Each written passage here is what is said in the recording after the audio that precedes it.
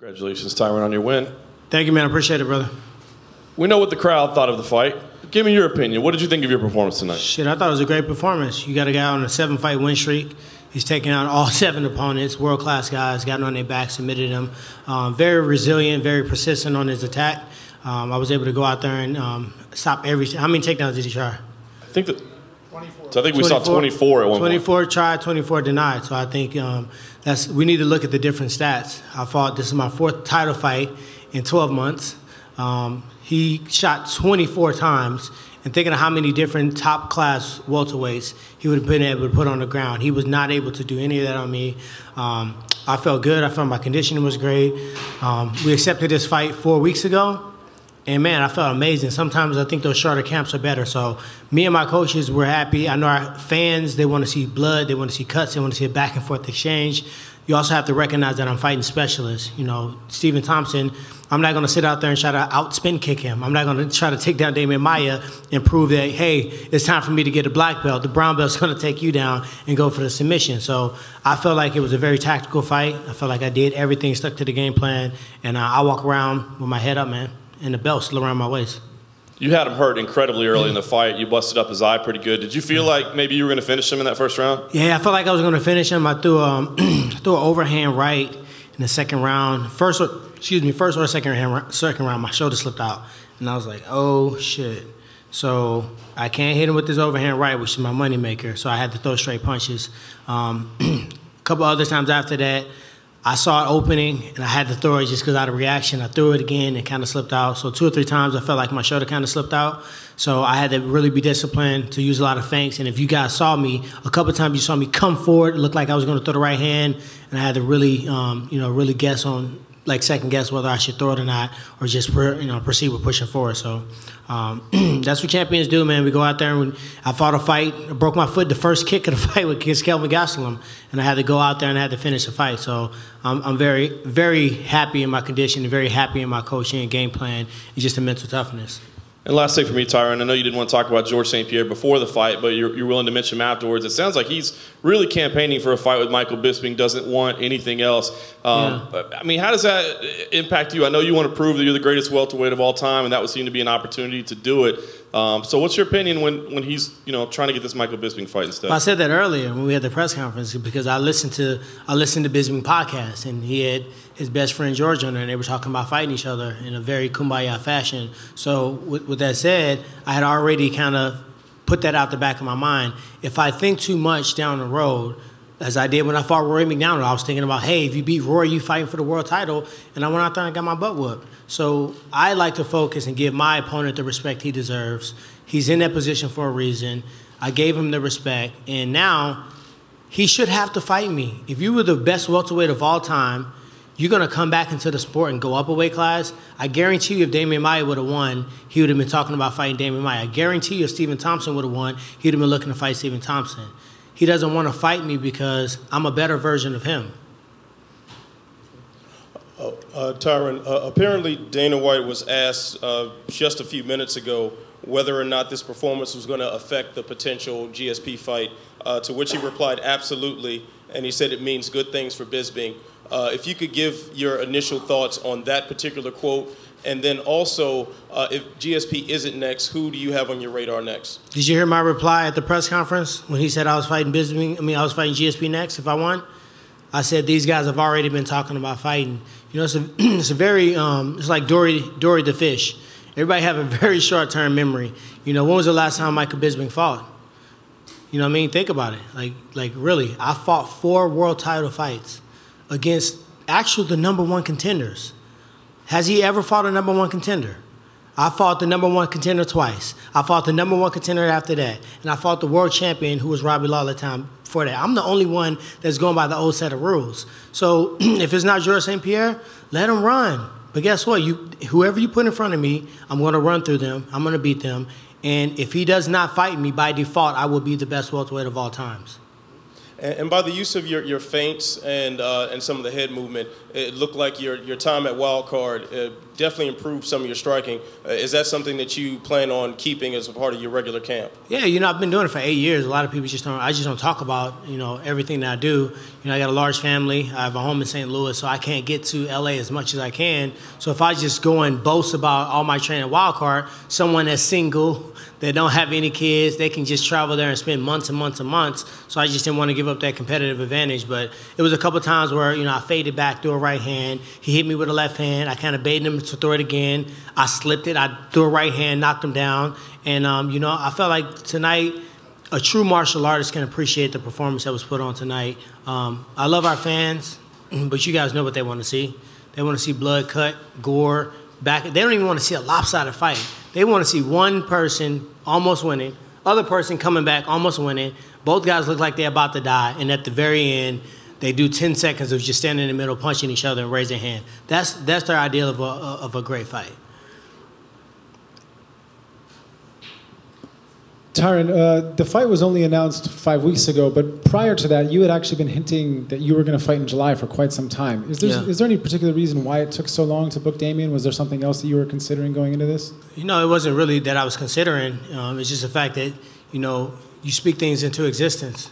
Ask Ariel how many times I told him that I was going to fight somebody or I felt like somebody was going to maybe get injured. I might be pulling up in a car. Man, I'm almost prophetic with it. So I kept campaigning for July 29, July 29, July 29. And I think Damian, just because of training camps, fighting, some seminars, some other commitments, I think he wanted to wait. But in this sport, you can't wait as a contender. You don't know when you're going to get another shot. You don't know if an injury is going to happen or what the heck's going to happen. So you got to step up. You got to step up to the plate, and you got to go out there and show everybody you're the best. We was given the same amount of time. He came out. He even landed, I got some knots on my face. He landed some good straight lefts. And from a jiu-jitsu guy, you wouldn't expect that. So shout out to him. He never stopped attempting to take me down. He never stopped attempting to push forward. And, with a lot of time, I felt like our conditioning on both parties looked really good. If you're so prophetic, what do you prophesize next? I prophesied whooping somebody's ass that they put in the octagon against me. And I don't know who it's going to be because, obviously, I'm not pulling the strings behind the curtain, but that's what I prophesy. During the fight, the fans started to get their cell phone lights out. I'm curious, could you actually see that from the cage, and was that distracting in any way? Man, nothing distracts me when I'm in there. You can boo. I've never seen a boo enter the octagon and help my opponent double team me. I've never seen it help them get the victory. I've never seen it take me off my rocker. I got to be focused like Flint because this is the best division in the world. These guys, how many fight, I don't know, how many fight win streak was Stephen Thompson on when I fought him in New York? 6, 7? 7. Okay? You think he beat 7 bums?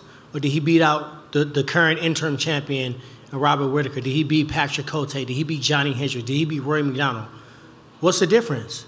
These guys aren't going to look good against me because I do my homework. I respect them as opponents.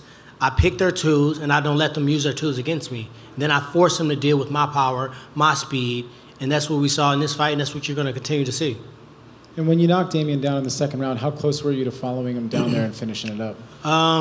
Natural reaction, I wanted to kind of go down there and get a couple punches in there, but the logic came in and say, is it really worth it to go down there and have him jump half guard, deep half guard, grab your back, and now you're fighting a whole different battle than just grabbing 2 punches real quick.